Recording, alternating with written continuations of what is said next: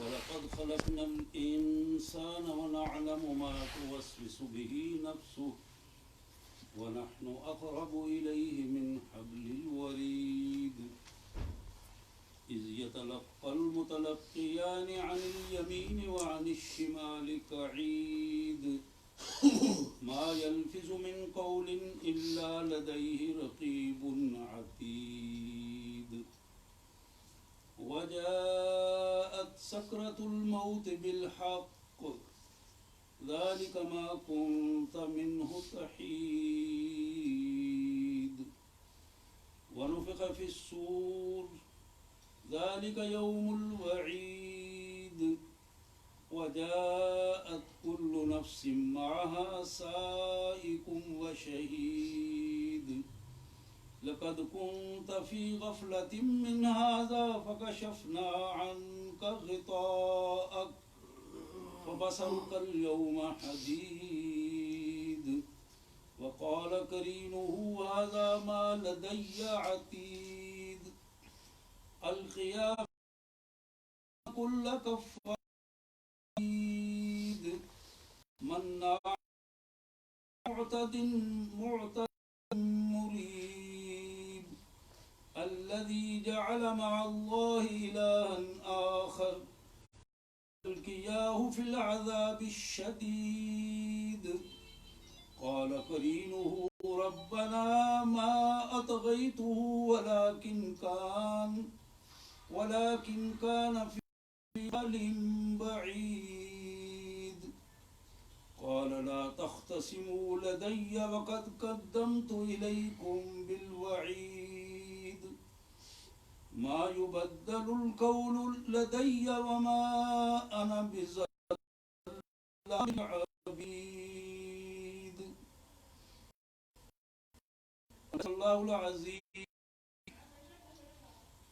اللهم صل على سيدنا ومولانا عبدك ورسولك وحبيبك محمد النبي وعلى آله وأصحابه وأزواجه وبارك وسلم. اللہ کے پاک کلام میں یہ 26واں پارہ ہے اور سورہ قاف، سورہ 26ویں پارے کا یہ 16واں رکوع ہے، اور سورہ قاف میں یہ آیت نمبر 16 سے لے کر آیت نمبر 29 تک، سورہ قاف کی آیت نمبر 16 سے آیت نمبر 29 تک آج کی آیات جو ہیں وہ زیر مطالعہ ہیں. سب سے پہلے ان آیات کا سادہ سا مفہوم اور ترجمہ. اللہ کے مبارک نام سے جو بڑا مہربان، بہت زیادہ رحم کرنے والا ہے. ہم نے انسان کو پیدا کیا ہے اور اس کے دل میں ابھرنے والے وسوسوں تک کو ہم جانتے ہیں.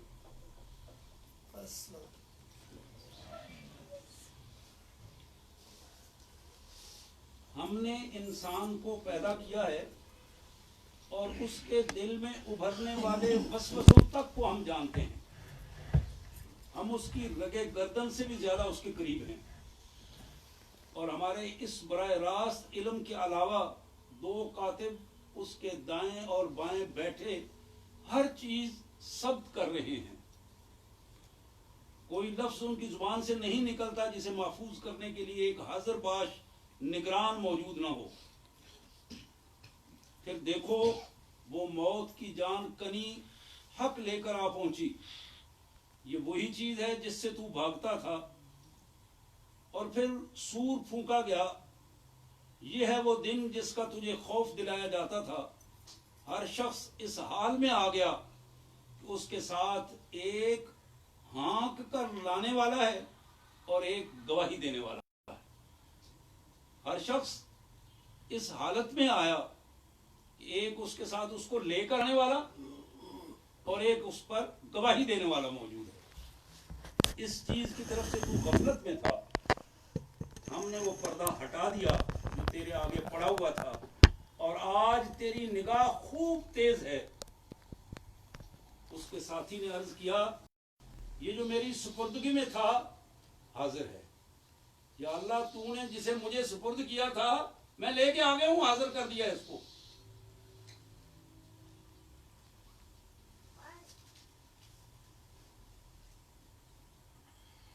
حکم دیا گیا پھینک دو جہنم میں ہر کٹے کافر کو جو حق سے عناد اور بغض رکھتا تھا، خیر کو روکنے والا تھا اور حد سے تجاوز کرنے والا تھا،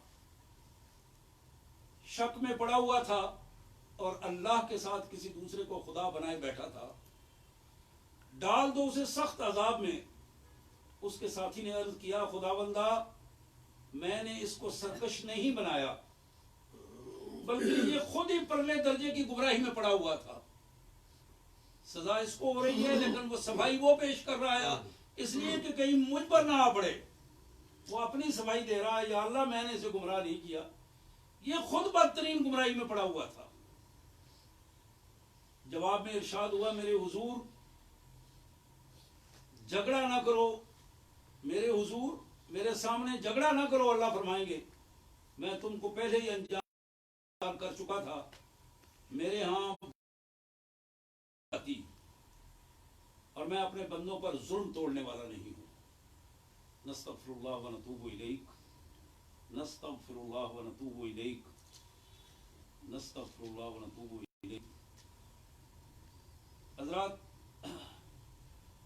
یہ 26ویں پارے کی سورہ قاف آیت نمبر 11 سے آیت نمبر 29 تک یہ آیات تھیں جس کا متن اور اس کا مفہوم ترجمانی کے انداز میں یہ ترجمہ آپ کے سامنے رکھا گیا۔ سب سے پہلی چیز جسے کائنات کے مالک نے دو ٹوک انداز میں ہمارے سامنے واضح کر دیا ہے کہ تم قطعاً یہ نہ سمجھنا تم وہ لوگ جو دنیا سے چھپتے پھرتے ہو،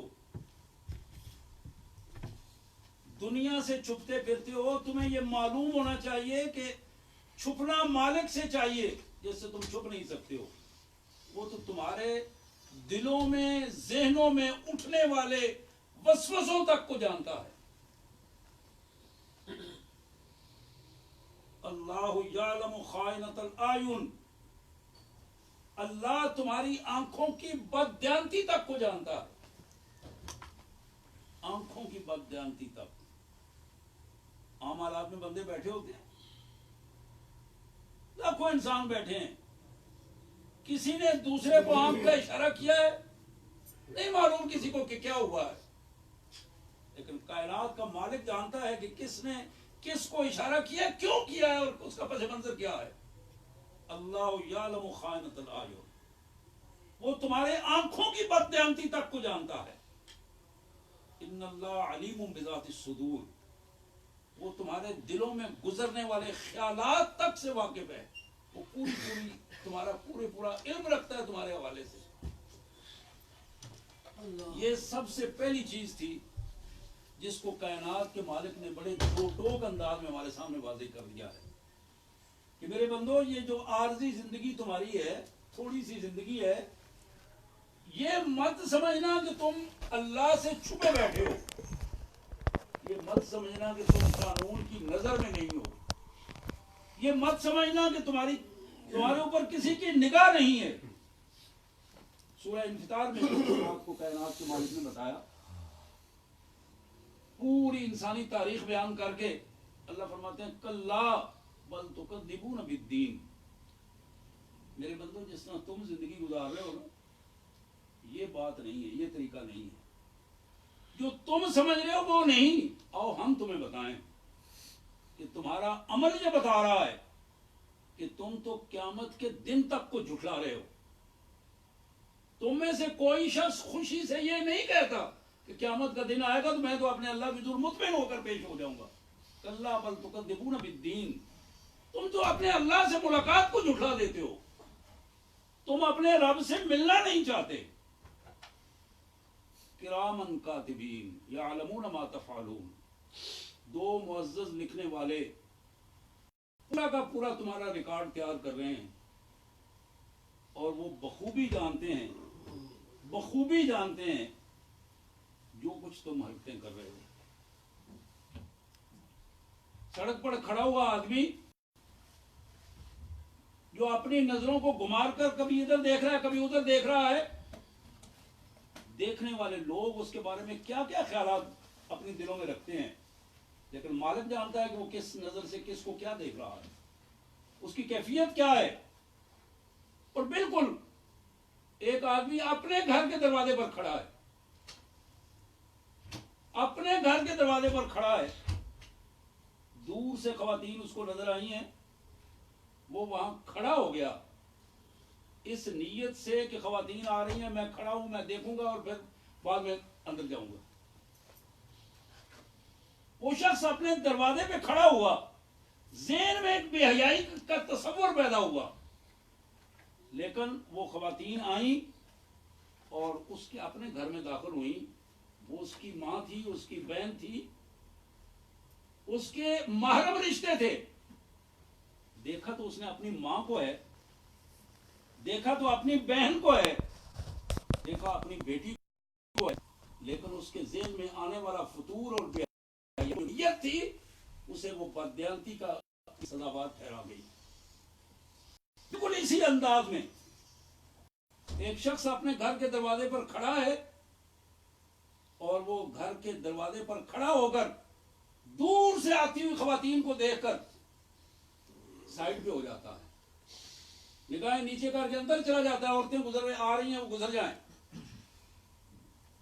اور وہی عورتیں اس کے اپنے گھر میں داخل ہوئی۔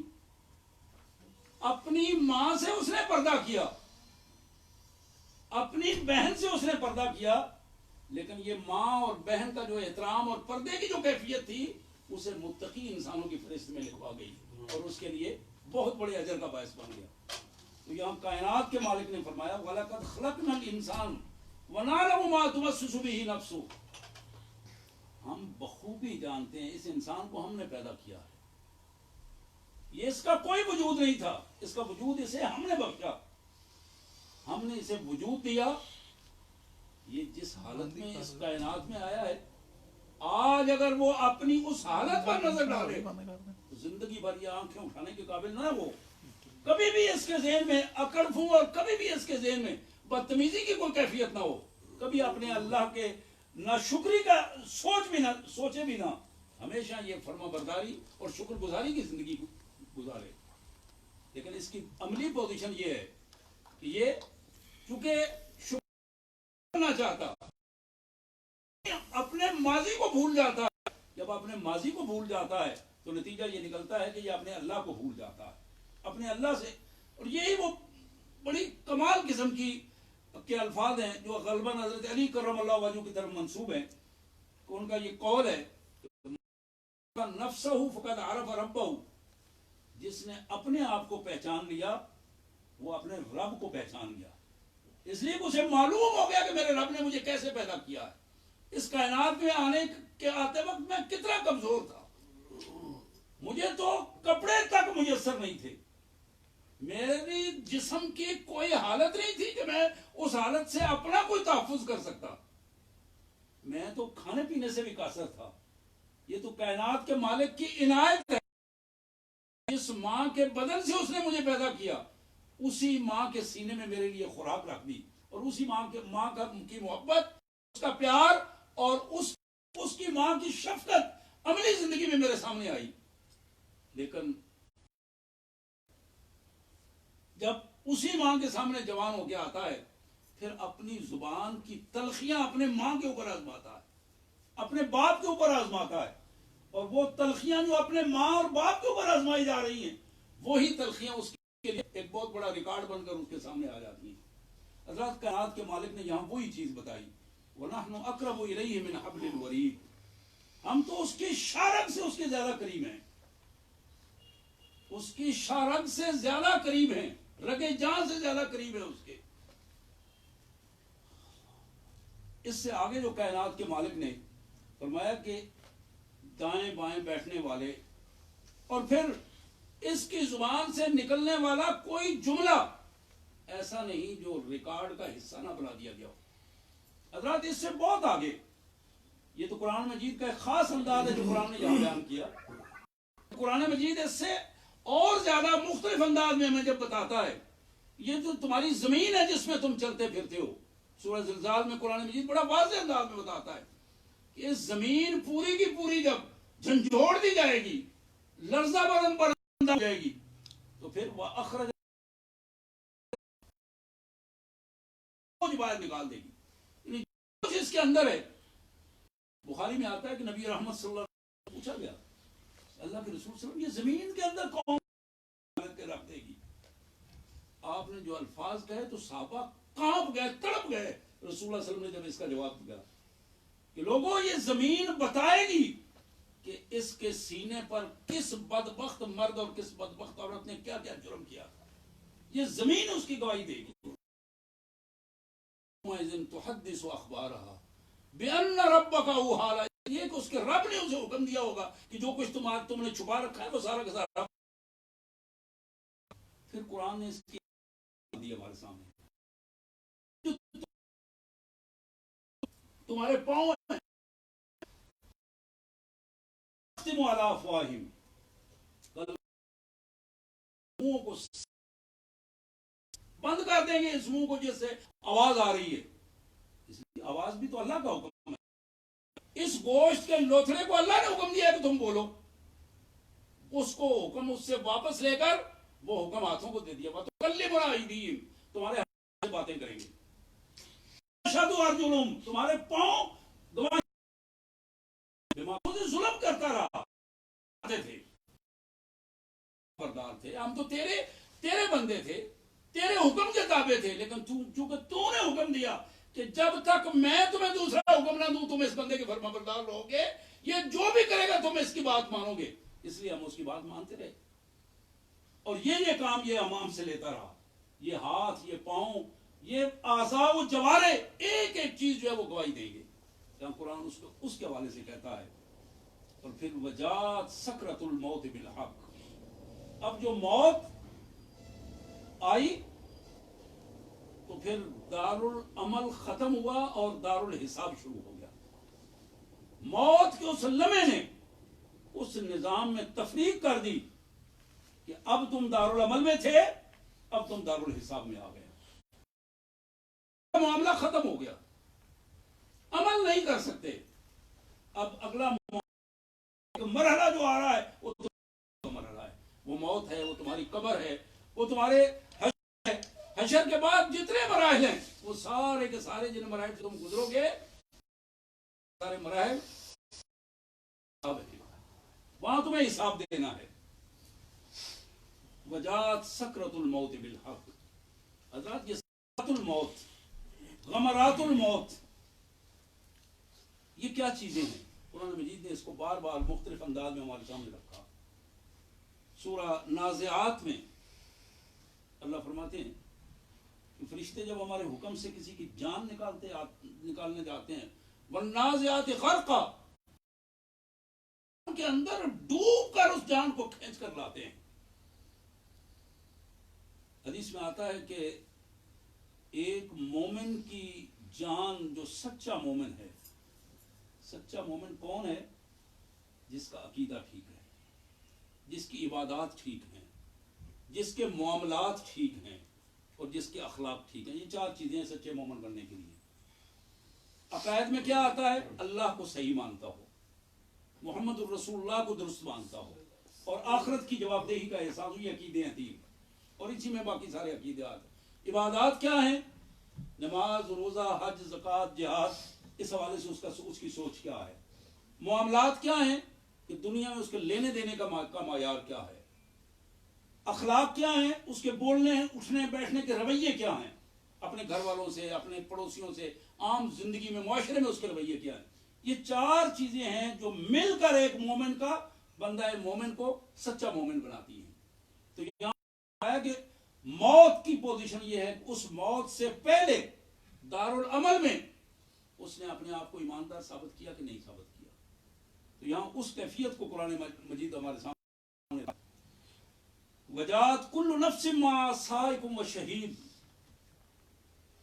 ہر شخص اس کے ساتھ دو فرشتے ہوں گے، ایک سائق، ایک شہید. سائقتے ہیں کسی جانور کو اکٹھا کر کے، کھانچ کے، ریوڑ کو اکٹھا کر کے لا کے اپنے باڑے میں لے کے آنے والا، جانور کے پیچھے چلنے والا جو اس کو آگے لے کے آتا ہے. ایماندار ہوگا متقی ہوگا وہ شاید ادب کے ساتھ اس کے ساتھ چلتا رہے گا اور اس کو ساتھ لے کے ان کے ساتھ بھی ہوگا لیکن ادب کے ساتھ احترام کے ساتھ ایمان کی وجہ سے. لیکن جو بندہ کافر ہوگا منافق ہوگا مشرک ہوگا اس کو وہ چانٹے مارتے آتے لے کے جائیں گے. میں یوں ہی بات نہیں کر رہا ہوں. سورہ محمد 26واں پارہ یہی پارہ اس سے پہلے والی صورتیں اللہ فرماتے ہیں کہ فَكَيْفَ إِذَا تَوَفَّتْهُمُ الْمَلَائِكَةُ يَضْرِبُونَ وُجُوهَهُمْ وَأَدْبَارَهُمْ. ان کی حالت کیا ہوگی کہ جب فرشتے ان کو فوت کر کے لے جاتے ہیں موت آتی ہے تو پھر کیا کرتے ہیں یضربون وجوہہم ان کے چہروں پر تھپڑ مارتے ہوئے انہیں لے جاتے ہیں وادبارہم ان کے پشتوں پر مارتے ہوئے انہیں لے کے جاتے ہیں. ان کی پوزیشن یہ ہوتی ہے کہ اس حالت میں وہ لے کے جا رہے ہوتے ہیں. بھیجنے والے تو اپنے انداز میں بھیج رہے ہوتے ہیں لیکن لے جانے والے اپنے انداز میں لے کے جا رہے ہوتے ہیں.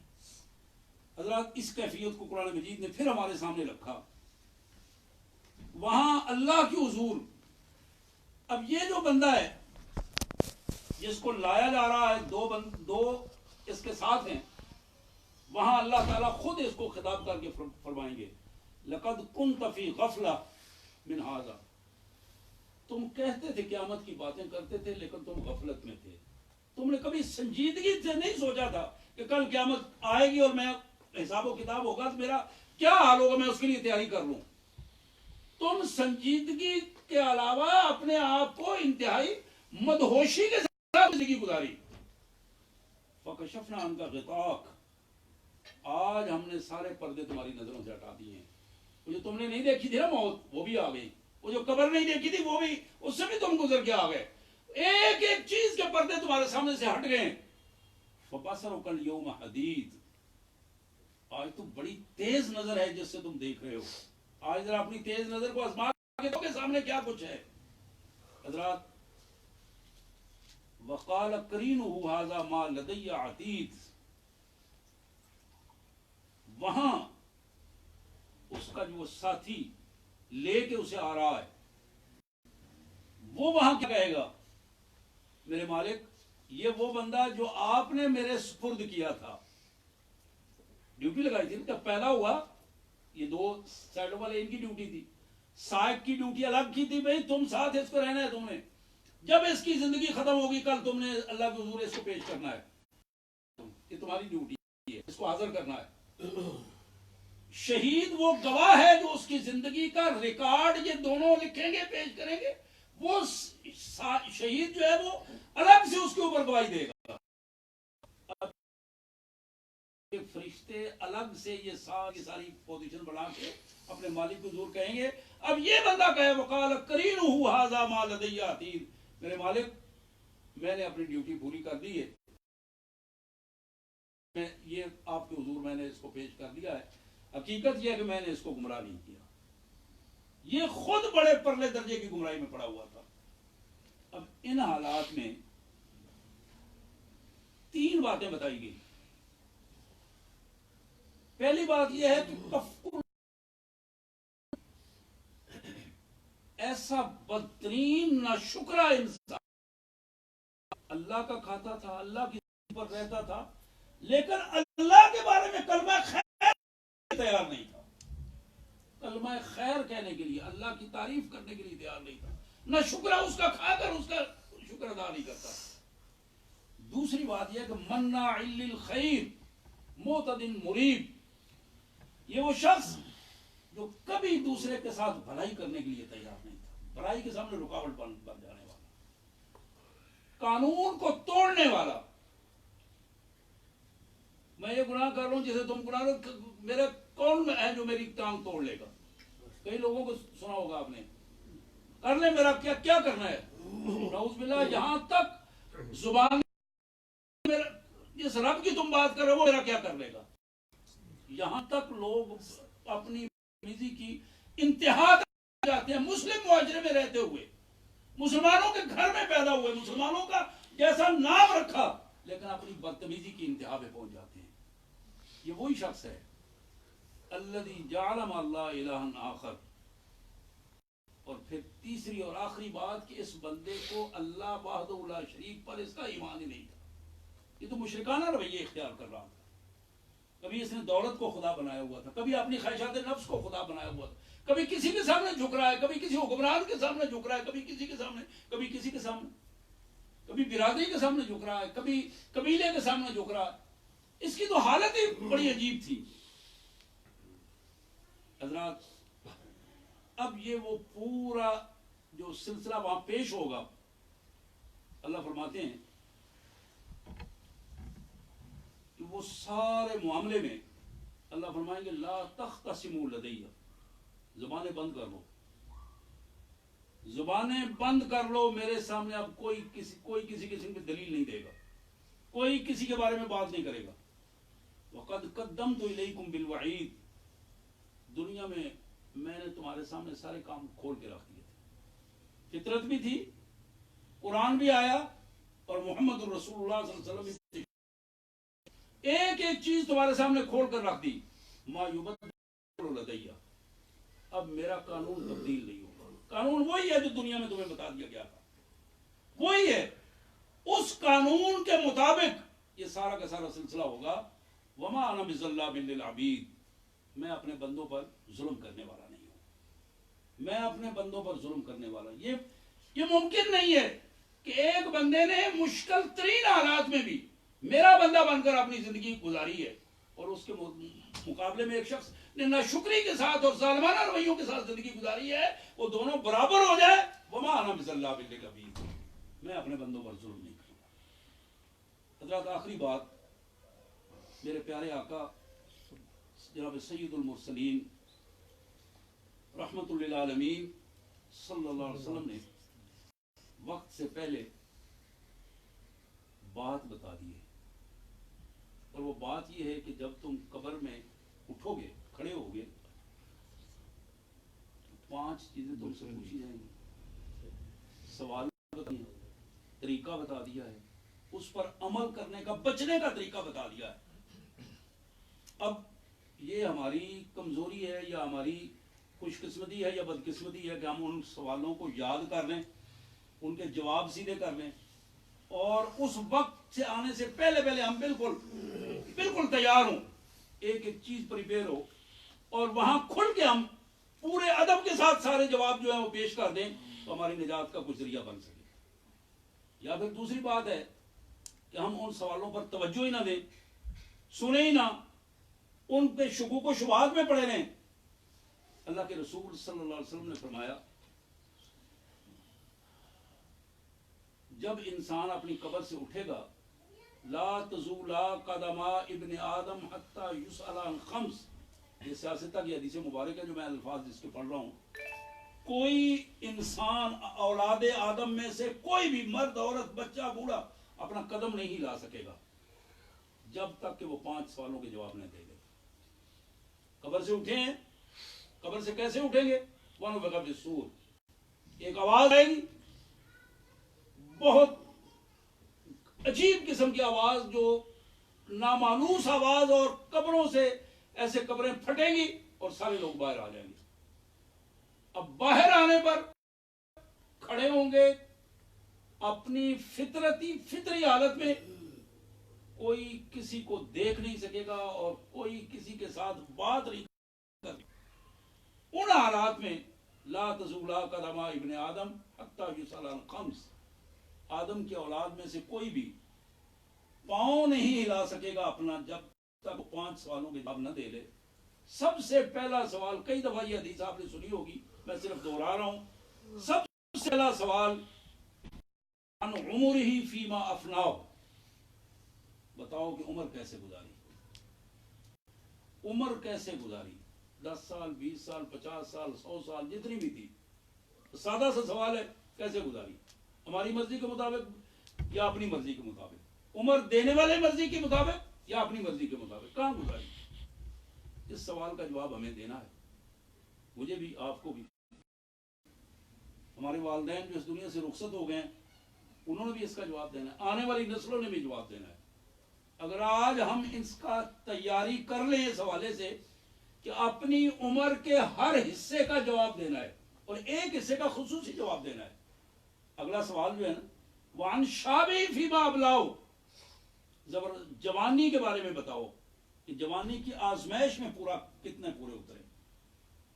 اب جوانی کے بارے میں یہ نہیں کہا کہ اس کو کیسے گزارا، فرمایا کہ ہم نے تمہیں جوانی دے کر آزمایا تھا اور تمہیں بتانا ہے کہ اس آزمائش میں تم کتنا پورا اترے. ڈوب گئے، جوانی کی مستیوں میں ڈوب گئے، اس آزمائش کو آزمائش ہی نہیں سمجھا، اللہ تعالیٰ میں مصروف رہے ساری عمر. کیا لے کے آئے بتاؤ ذرا. اب یہ جوانی کا سوال کے بعد وَعَمْ مَالِهِ مِنْ أَيْنَ كَسَبْتَ، بتاؤ گے کہ مال کہاں سے کمایا تھا. ہمارا ایک ہی جواب ہوتا ہے میں نے کمایا ہے، میرا ہے. کمایا ہے میرا ہے. قرآن یہ کہتا ہے تمہارا نہیں ہے. تم اس دنیا میں آئے تھے تو خالی ہاتھ آئے گے، اس دنیا سے جاؤ گے تو خالی ہاتھ جاؤ گے. تمہارا نہیں ہے. تو ہم نے تمہیں دیا، ہماری امانت تھی تمہارے پاس. من این کسبت، کہاں سے کمایا، کیسے کمایا. اب اس کے حوالے سے بھی ہمیں جواب دینا ہے. اور محمد کریم صلی اللہ علیہ وسلم کا یہ گرام ٹائم کتنا ہے؟ 6:45. ایک دو منٹ میں انشاءاللہ سمیٹ رہا ہوں میں. یہ رحمت صلی اللہ علیہ وسلم نے فرمایا کہ ایک شخص میں آتا ہے حج کے لیے، عمرے کے لیے، حرم میں آتا ہے. اس حالت میں آتا ہے کہ سفر کر کر کے اندر مٹی گھٹا پڑا ہوا، سائر الراس، اڑے ہوئے بال، گندے پراگندہ بال، کپڑے پھٹے ہوئے، لمبا سفر کر کے آیا ہے. اب وہ لمبا سفر کر کے اذیتیں اٹھا کے مشکلات سے حرم میں پہنچا ہے. وہاں اس نے حرم میں جا کر زمزم پیا ہے، کعبۃ اللہ کی طرف دیکھا ہے اور پھر ہاتھ اٹھائے ہیں، یا رب یا رب، مالک میں نے معاف کر دے، اللہ مجھے معاف کر دے. اللہ فرمائیں گے، اللہ کے رسول صلی اللہ علیہ وسلم فرماتے ہیں فَأَنَّا يُسْتَجَابُ، اس کی دعا کیسے سنی جائے گی؟ کیوں سنے گا اللہ اس کی دعا؟ اب ذرا غور کیجئے اس کی حالت پر اور پھر غور کیجئے الفاظ پر. مطعمو حرام، اس کا تو کھانا ہی حرام کا تھا، اس کی دعا کیسے سنی جائے گی؟ مشربو حرام، وہ تو حرام پیتا رہا. بظاہر وہ پانی دودھ پی رہا تھا، چائے پی رہا تھا، لیکن اس کے پس منظر میں لگنے والی رقم ساری حرام کی تھی. وہ تو خود حرام کھا رہا تھا، بچوں کو حرام کھلا رہا تھا. مطعمو حرام، اس کا کھانا حرام کا، مشربو حرام، پینا حرام کا، وہ غذی حرام، اس کا تو پورے جسم کا گوشت حرام کا بنا تھا. کیف یستجاب، کیسے اس کی دعا منظور ہوگی؟ وَعَمْ مَالِهِ مِنْ أَيْنَ كَسَبْتَ، کیسے کمایا مال. وَفِيمَا أَنْفَقْتَ، اس کو خرچ کیسے کیا. صرف کمانے کی بات نہیں ہے، تمہیں یہ بھی بتانا ہے کہ یہ خرچ کیسے کیا ہے. اور یہی وہ بات ہے جس کو محمد رسول اللہ صلی اللہ علیہ وسلم نے فرمایا تھا کہ ایمان کی تکمیل چاہتے ہو تو آؤ میں تمہیں بتاؤں. من احب للہ وابغض للہ واطاع للہ ومنع للہ فقد استکمل ایمان. جس نے اللہ کے لیے محبت کی، تعلق بنایا، اللہ کے لیے تعلق توڑا، اللہ کے لیے خرچ کیا اور اللہ کے لیے روک لیا، اس کا ایمان مکمل ہو گیا. آخری سوال جو رسول اللہ صلی اللہ علیہ وسلم نے بتایا وعن علمہ فیما عمل بہ، ذرا اپنے علم کے بارے میں بتاؤ کہ علم کتنا حاصل کیا تھا. علم کتنا حاصل کیا تھا، جو فرض تھا تم پر وہ حاصل کتنا کیا. علم کو حاصل کرنے کے لیے تم اپنا مصروفیات چھوڑ کر گئے علم حاصل کرنے کے لیے. وہ جو گھر کی مصروفیات تھی، کاروباری مصروفیات تھی، برادری دوست احباب کی مصروفیات تھی، ان کو تم نے چھوڑا اس لیے کہ تم علم حاصل کرو. اور پھر اس علم کو کتنا حاصل کیا، اور پھر اگلی اس کی کیفیت یہ ہے کہ اس علم کے مطابق عمل کتنا کیا. حضرات یہی وہ باتیں ہیں، یہی وہ سوال ہیں. نیک سے بھی، بد سے بھی، بوڑھے سے بھی، بچے سے بھی، یہاں تک کہ اللہ اپنے پاک پیغمبروں سے جو ہمارے آقا ہیں، جن کو ہماری طرف بھجوائے، ان سے بھی یہی سوالات ہوں گے. حضرات ضرورت ہے کہ ان کی تیاری آج کی جائے. مجھے مجھے ذرا زیادہ ضرورت ہے، اس لیے کہ مجھ سے زیادہ پوچھا جائے گا. اللہ تعالیٰ مجھے معاف فرمائے، مجھ سے زیادہ پوچھا جائے گا. تمہیں معلوم تھا، ان کو بتانے سے پہلے تمہیں معلوم تھا، تو تم نے اس پر کتنا عمل. اور اب آپ کی ذمہ داری بھی اسی انداز میں بن گئی ہے کہ آپ کو بھی پتہ چل گیا ہے اس بات کا، تو آپ کی ذمہ داری بھی اسی انداز میں ہو گئی ہے. میں اللہ سے دعا گو ہوں، اللہ تبارک و تعالیٰ مجھے، آپ کو، ہم سب کو اور ہمارے اہل خانہ کو قرآن اور سنت کے مطابق ان سوالوں کے جواب ڈھونڈنے اور ان پر عمل کرنے کی توفیق عطا فرمائے.